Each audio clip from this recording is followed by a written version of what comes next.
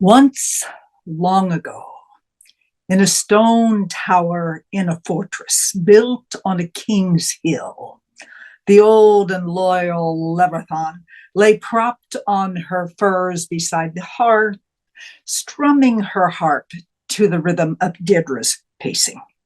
The pent-up Deirdre raced back and forth, back and forth, back and forth, from stone wall to stone wall, the confines of this tower unbelievably tight.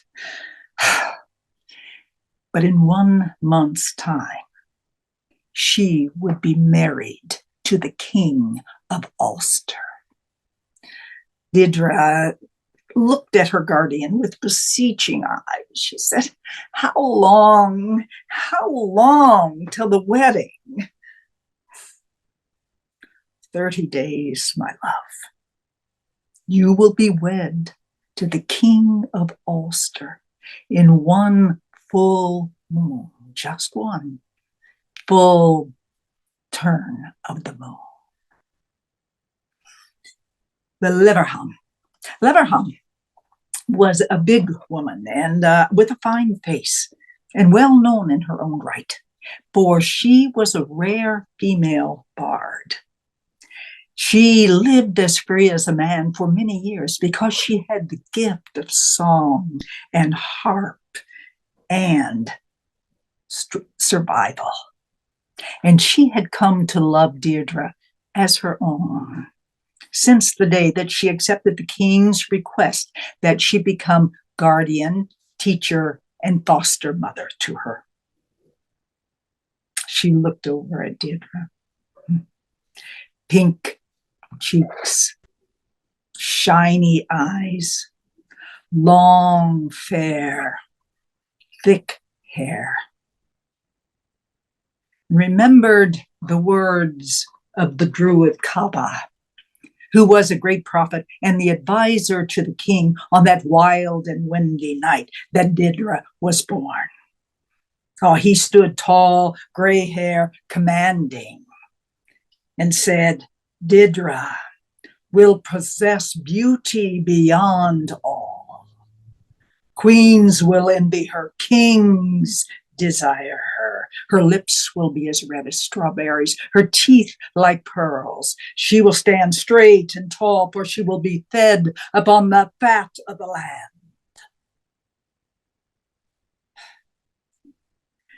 And Leverham's eyes noticed the roundness of Deirdre's hips that were straining her undergarments, and the growing tension in the bodice of her ship that was still trying to contain what had outgrown its confines.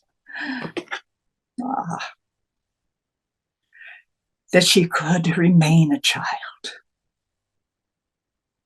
Deirdre came bounding across the room. She said, Leb, let's bundle up and go hiking over the far hill to the Lake of the Winds.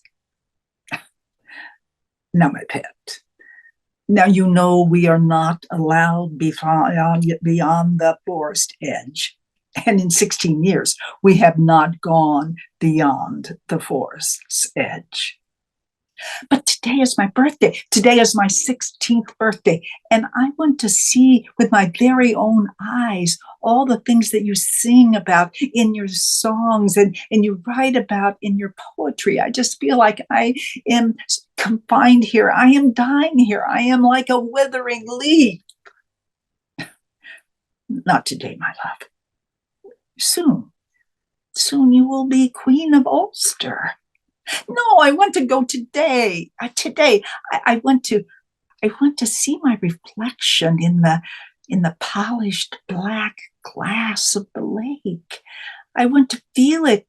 I want to feel it cold on my hands. I want to taste it bittersweet. The sun is growing higher in the sky every day. The trees are budding. The heather is blooming, and I am buried.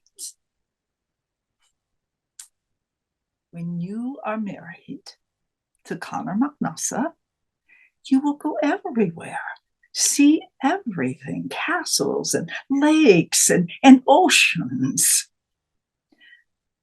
Connor MacNasa. Yeah. Who is he? You don't sing about him. Oh, I do. The King of Ulster. I do. I do sing about him. Oh, you sing about his victories. You sing about his honors. You sing about his parentage. But you don't sing about him. I mean, the man. What are you hiding? Is he old, fat, ugly?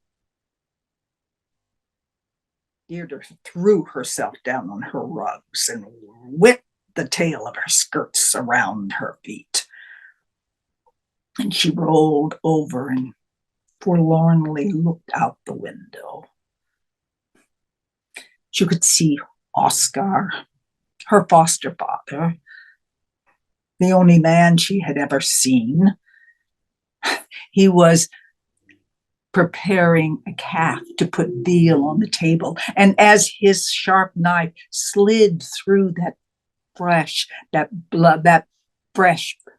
meat, the blood spilled out onto the snow. Just then, a black raven swooped down from a tree and dipped its beak in that fresh blood. And Deirdre's body charged with the vision. I mean, Levercham saw it happen. She saw the body change. And Deirdre, I saw him. I saw him. What? Who? A man. A man with hair black as a raven, skin like the snow, lips like the red blood. Oh, and with that vision, I felt my heart jump as if I was seeing my other half. And Leverham, heart raced because she thought, how could she have, how did she get this vision? It's not possible. And then she bit her tongue. You see, because she knew the man that Deirdre had described. But somehow he had slipped into her songs, into her poems. His name was Nisha. He was one of the 3 sons of Ishnik who lived not far off. When the 3 brothers, they were warriors of great courage and skill, and they could run so fast, they could even run down a deer just like hunting dogs. And when the 3 of them sang together, their songs were so melodious that women and even men fell silent. And it said that the cow's milk increased by 2/3. They were Arden, Ainley, and Nisha. But Nisha was the strongest and most beautiful of all. And the image of him made her remember memories from her wild early days, the way she had chased love and enjoyed it for so many years. And then the rest of the Druid's prophecy beat like eardrums in her ears. She saw him hold the babe up. She heard the wind howling. She felt all the other people in the room hushed and silent as he said, "Oh, fair-faced babe, you are fated to be an exquisite maiden. Your beauty will bring jealousy into the hearts of men. Violence, destruction, and death will follow you. Your grave will be an wholly a lonely mound. And the story of Deirdre forever told.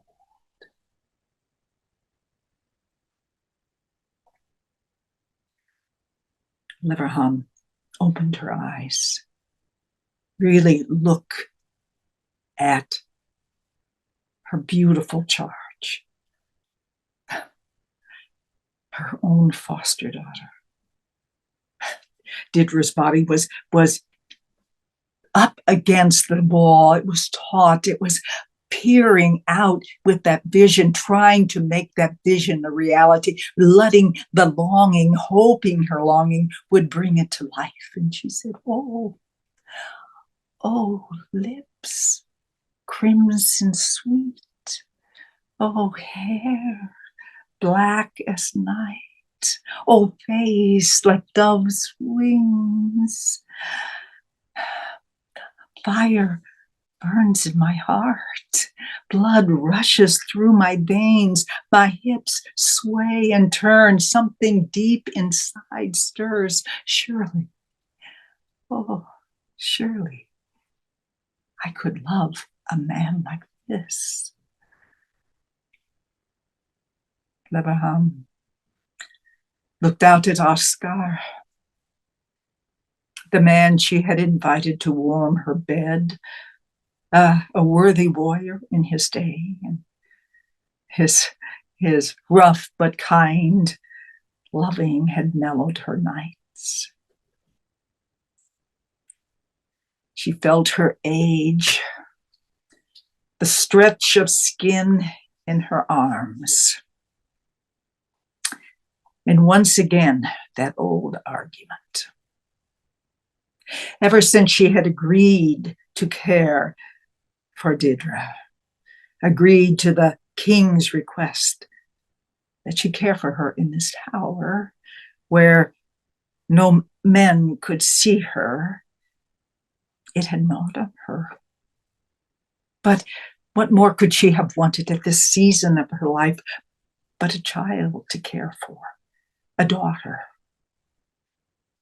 But what weighed heavy on her was the command that she be locked up, that she be sequestered, where no man could see her except Oscar and the king himself, who was made, Leverham was made to take into Deirdre's private chambers while she slept at night so that he could gaze upon his coveted prize.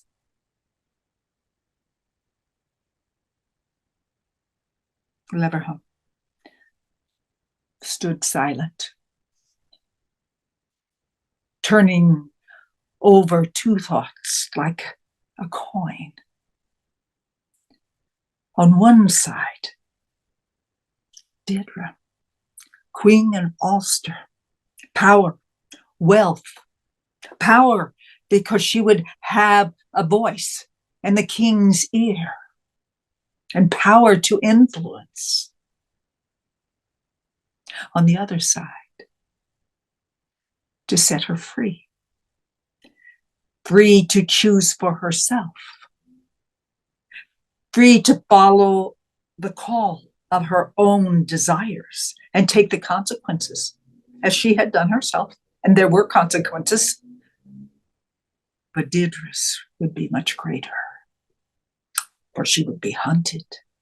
The King of Ulster would never let Deirdre go without a fight. Leverham had bided her time, waiting to see who this girl would be.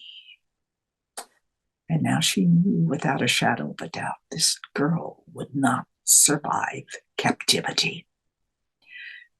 She could live fully and die early, or she could die slowly, captured and caged.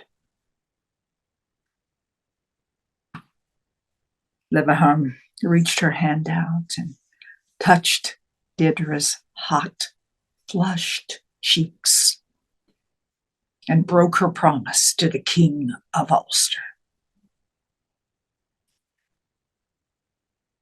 My love, bundle up. Today we are going to hike over the far hill to the lake of the wind. And on the way, I will tell you of a man, hair black as a raven, skin like a dove's wing, lips red as blood. His name is Anisha, and he lives not far away. Deirdre threw her arms around the only woman she could ever call mother and said, "Thank you. Oh, thank you, Lev. Thank you, thank you, thank you." And so begins the epic Irish story of Deirdre that has been told by humans since time remembered.